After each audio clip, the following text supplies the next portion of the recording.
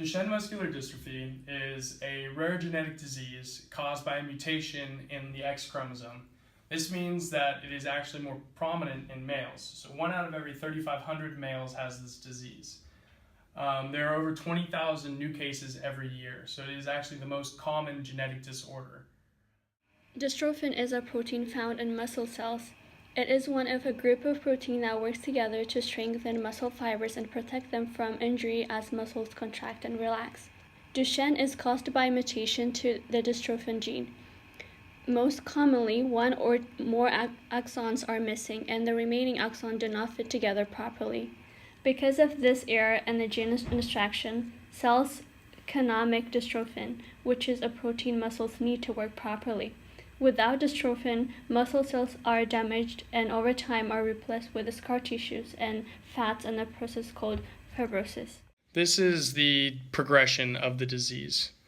So normally you'll start seeing walking problems or some sort of developmental issues early on, around age 2. This will be seen with toe walking or problems with standing and difficulty standing.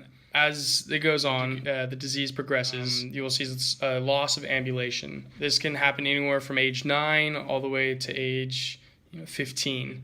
Average is around age 12. The child will start having very limited use of their arms around the age of 13 or 14. After that will be death, and that will usually happen anywhere from early 20s on.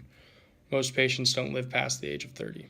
Duchenne muscular dystrophy doesn't have a cure, therefore there are 2 other alternative treatments that are physical therapy or steroid.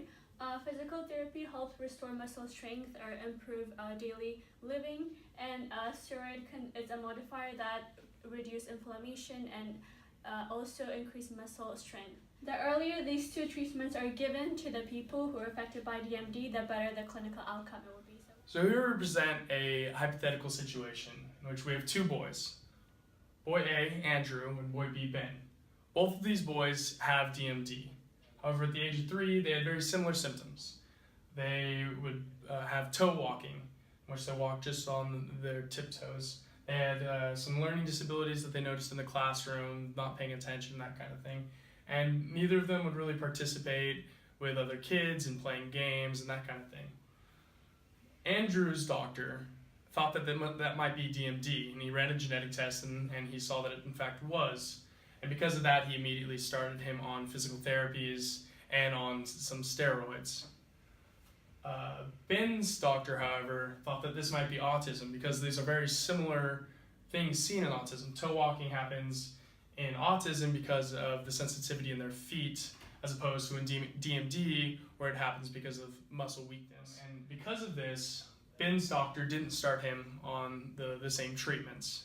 And not starting on these treatments at an early age can actually lead to a worse clinical outcome. Eventually, Ben's doctor diagnosed Ben with DMD, but because the diagnosis was late, he started the treatment, the physical therapy and the steroid late, and as a result, he was in a wheelchair at the age of 11, and he had limited arm use at the age of 14. But on the other hand, Andrew, because he received the treatment at an early age, he was on a wheelchair at the age of 14, and then he had limited arm use at the age of 18, which is a very big difference in terms of age and how the disease progressed. So next is 24-hour ventilation. For Ben, our late diagnosis, it would happen around the age of 20. Whereas for Andrew, who's been doing the treatment, it would happen at the age of 24.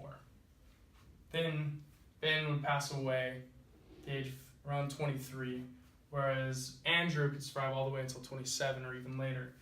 And this is all hypothetical numbers, but it goes to show, backed by a lot of different research, different studies that show that earlier diagnosis leads to a better clinical outcome, not just in the number of years, but also in the quality of life that the boys would have. This is why a proper diagnosis and the awareness of the disease is so important, so that families and physicians both can diagnose the boys as early as possible and can start their treatments as early as possible. For more information about DMD, current research, and active clinical trials, you can check the Center for DMD at UCLA, and we're going to put the link in the description below.